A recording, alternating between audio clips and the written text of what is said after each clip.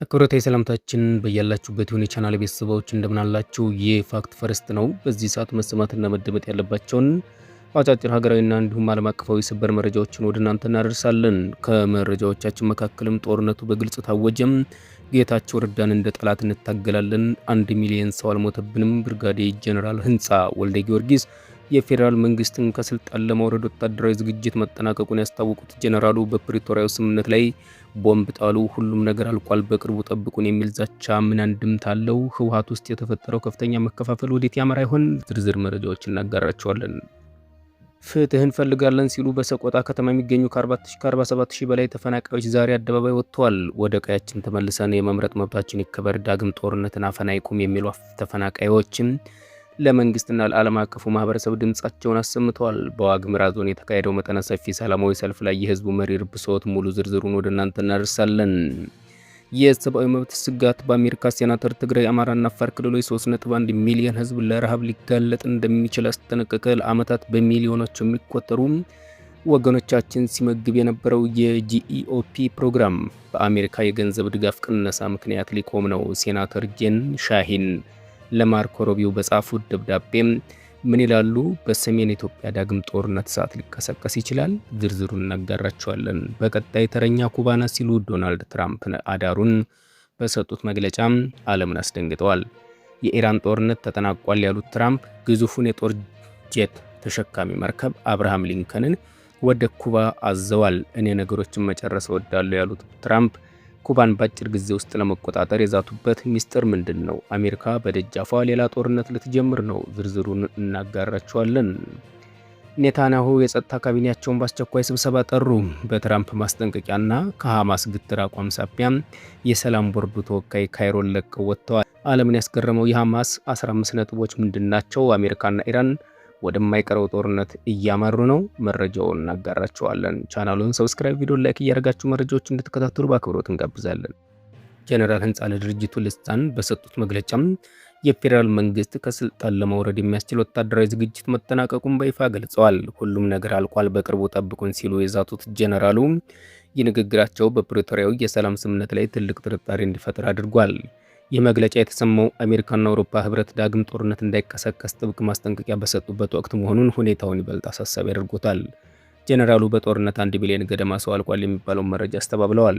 የተገደሉት በሺዎች የሚቆጠሩ ናቸው እንጂ ሚሊዮን አይደሉም ሲሉ የተናገሩት ጄኔራል ህንፃም ጦርነቱ የተካሄደው የህወሓትን መንግስት ስልጣን ላይ ለማቆየት እንደነበር በግልጽ ተናግረዋል። አክለውም እንደ አቶ ጌታቸው ረዳ ያሉ አመራሮችን እንደ ጠላት እንታገላቸዋለን በማለት በህወሓት ውስጥ ያለውን ጥልቅ ክፍፍል አረጋግጠዋል።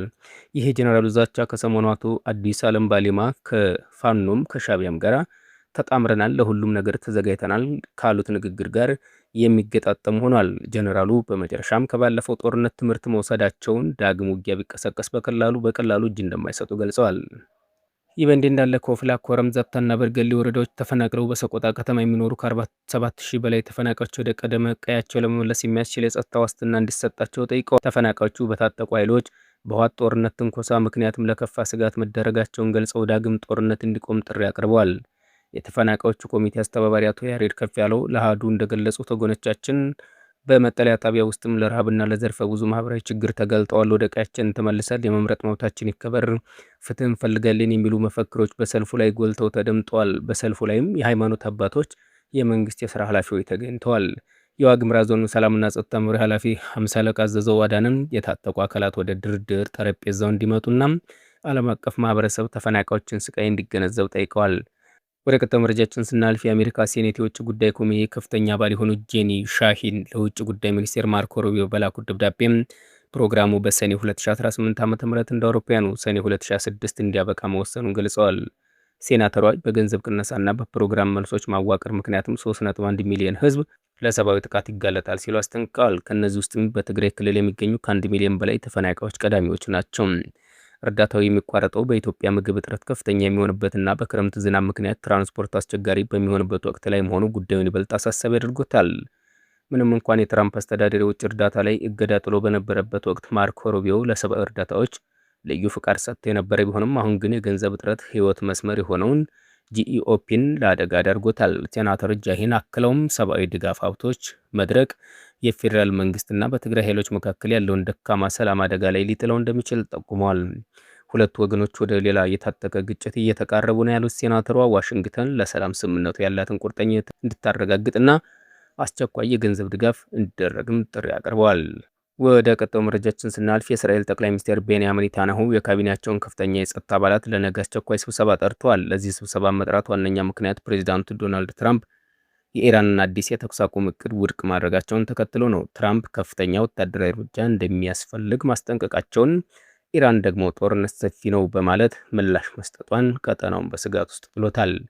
በሌላ በኩል በጋዛ ዳግም ጦርነት ሊቀሰቀስ እንደሚችል እየተነገረ ነው። ሐማስ ቅዳሜ ዕለት በካይሮ በተካሄደው ድርድር የቀረቡትን 15 ነጥቦች የሰላም እቅድ ውድቅ አድርጓል።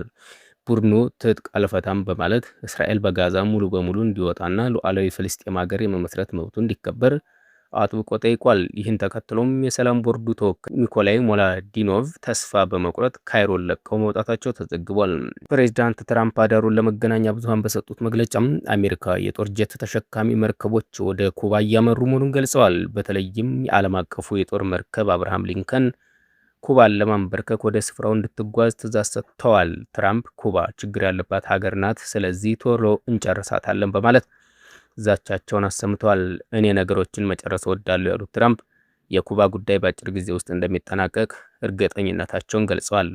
አሜሪካ በኢራን በኩል የነበረባትን ወታደራዊ ጫና በማርገብ አሁን ትኩረቷን በቅርብ ርቀት ላይ ወደምትገኘው ኩባ ማዞሯ በላቲን አሜሪካ አዲስ ጦርነት ስጋት ደቅኗል። በመጨረሻም ኢራን በፓኪስታን በኩል ባቀረበችው እቅድ መሰረት የዓለም የነዳጅ መስመር የሆነው ሆርሙዝ ወሽመጥ እንዲከፈትና አሜሪካ በባህር ጉዞ ላይ የጣለችው እገዳ እንዲነሳ ትጠይቃለች። ይሁን እንጂ ቴህራን እጅግ አነጋጋሪ የሆነውን የኒውክሌር ጉዳይ ለሌላ ጊዜ በይደር እንዲቆይ ፍላጎት አላት። እቅዱ እስራኤልና አሜሪካ በድጋሚ በኢራን ላይ ጥቃት እንዳይሰነዝሩ ዋስትና እንዲሰጡም ይጠይቃል።